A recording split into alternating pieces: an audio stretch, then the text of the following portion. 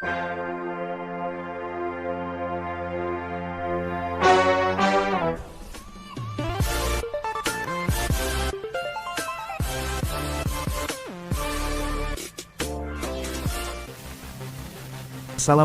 warahmatullahi wabarakatuh. Salam sejahtera para sobat yang dimuliakan Allah Subhanahu wa Ta'ala. Semoga senantiasa selalu dalam lindungannya. Pada pertemuan kali ini sobat, Bonibot Channel akan membahas tentang sholat jamak. Salat jamak yaitu salat yang dilaksanakan dengan mengumpulkan dua salat wajib dalam satu waktu, seperti salat zuhur dengan asar dan salat maghrib dengan salat isya, khusus dalam perjalanan. Adapun pasangan salat yang bisa dijamak adalah salat zuhur dengan asyar atau salat maghrib dengan isya. Salat jamak dibedakan menjadi dua bagian yaitu jamak takdim dan jamak takhir. Jamak takdim adalah penggabungan pelaksanaan dua salat dalam satu waktu, dengan cara memajukan salat yang belum masuk waktunya ke dalam salat yang telah masuk waktunya. Seperti penggabungan pelaksanaan salat asar dengan salat zuhur pada waktu salat zuhur, atau pelaksanaan salat isya dengan salat maghrib pada waktu salat maghrib. Jamak takhir adalah penggabungan pelaksanaan dua salat dalam satu waktu, dengan cara memundurkan salat yang sudah masuk waktunya ke dalam waktu salat yang berikutnya, seperti penggabungan pelaksanaan salat zuhur dengan salat asar pada waktu salat asar, atau pelaksanaan salat maghrib dengan salat isya pada waktu salat isya. Adapun syarat jamak takdim adalah: yang pertama, tertib. Apabila musafir akan melakukan jamak dengan salat jamak takdim, maka dia harus mendahulukan salat yang punya waktu terlebih dahulu. Semisal musafir akan menjamak salat maghrib dengan sholat isya, maka dia harus mengerjakan salat maghrib terlebih dahulu.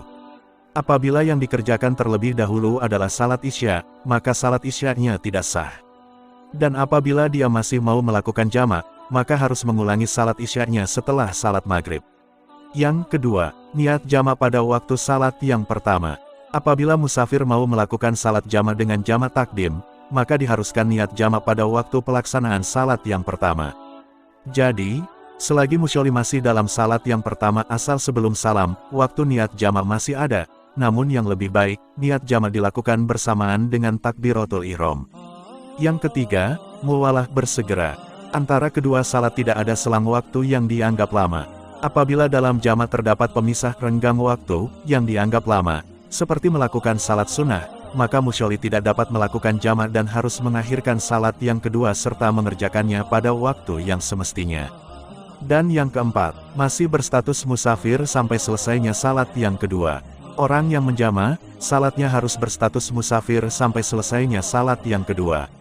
Apabila sebelum melaksanakan salat yang kedua ada niatan mukim, maka musyoli tidak boleh melakukan jamak, sebab uzurnya dianggap habis dan harus mengakhirkan salat yang kedua pada waktunya. Syarat jamak takhir. Yang pertama, niat menjamak takhir pada waktu salat yang pertama. Misalnya, jika waktu salat zuhur telah tiba, maka ia berniat akan melaksanakan salat zuhur tersebut nanti pada waktu asyar. Yang kedua, pada saat datangnya waktu salat yang kedua, ia masih dalam perjalanan. Misalnya, seseorang berniat akan melaksanakan salat zuhur pada waktu asyar. Ketika waktu asyar tiba ia masih berada dalam perjalanan. Dalam jamak takhir, salat yang dijamak boleh dikerjakan tidak menurut urutan waktunya. Misalnya salat zuhur dan asyar, boleh dikerjakan zuhur dahulu atau asyar dahulu. Di samping itu antara salat yang pertama dan yang kedua tidak perlu berturut-turut, atau tidak perlu secara muwalat. Jadi boleh diselingi dengan perbuatan lain, misalnya dengan melaksanakan salat sunat rawatib dulu. Hukum sholat jamak. Salat jamak hanya berlaku bagi dua jenis salat wajib yang berdekatan waktunya. Berdasarkan ketentuan ini, pasangan salat wajib yang dapat dijamak ialah salat zuhur dan salat asar, serta salat maghrib dan salat isya.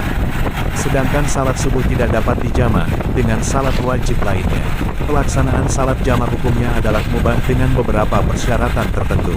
Sebagian besar imam mazhab menyepakati bahwa salat jamak hanya boleh dilakukan ketika sedang bepergian dengan jarak perjalanan sedikitnya sejauh 81 km. Selain itu, tujuan dari perjalanan harus bukan untuk tujuan maksiat. Kondisi terakhir yang dipersyaratkan untuk melakukan salat jamak adalah adanya perasaan takut atau khawatir terhadap sesuatu. Perasaan ini berkaitan dengan keadaan perang, sakit, atau karena cuaca ekstrim seperti hujan lebat atau angin topan, maupun bencana alam. Demikian pembahasan kita kali ini, semoga bermanfaat. Allah Subhanahu wa Ta'ala tidak mempersulit hambanya. Allah telah mengangkat hal-hal yang memberatkan mereka, sehingga Allah tidak memaksa seorang hamba kecuali sesuai kemampuannya. Dalam Al-Quran, Allah Subhanahu wa Ta'ala berfirman, yang artinya, Allah menghendaki kalian kemudahan dan tidak menghendaki kesulitan. Quran Surat Al-Baqarah ayat 185. Akhirul kalam. Assalamualaikum warahmatullahi wabarakatuh.